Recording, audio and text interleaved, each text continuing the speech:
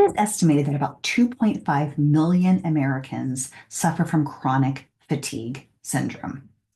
And the majority of these people are women between the ages of 40 and 50. Chronic fatigue syndrome is a diagnosis of exclusion in conventional medicine. That means they rule out other things, and if they can't find the reason for the fatigue, then this diagnosis will be applied. I believe if we can't find the reason, we need to keep looking. And one of the most common reasons I will find for chronic fatigue is adrenal fatigue. Adrenal fatigue is something that most conventional doctors don't recognize as a real diagnosis, and I didn't either until I pursued my training in functional medicine. But I'll tell you, adrenal fatigue is real. More doctors may recognize it if we call it HPA axis dysfunction, which is hypothalamic pituitary adrenal axis dysfunction, which is the same thing. But under chronic stress, our adrenals tucker out. The adrenal glands are two glands that sit on top of each kidney, and they have two jobs.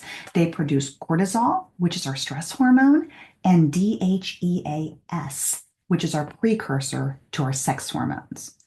When we are chronically stressed day in and day out, and it doesn't have to be massive, major stress, it can just be the stress of everyday living for many people, our cortisol becomes dysregulated. And when it's dysregulated, we don't feel our best in terms of our energy production. Also, when the cortisol becomes dysregulated, our sex hormones become dysregulated. It's like the body is deciding, I need to survive and reproduce, but if I can only do one, I'm going to pick survival. Sex hormones become dysregulated, which leads to a whole host of other symptoms. When people have adrenal fatigue, these are the things I notice. They have low energy. Generally, they have enough energy to do the things that they have to do, but maybe not enough extra energy to do the things that they want to do. Their hormones feel off because they are. Their metabolism is slowed. They are at higher risk for catching infections and have a hard time getting over things because their immune system is suppressed.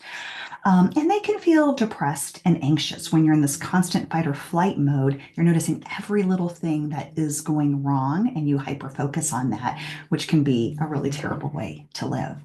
So it's not normal to feel like this.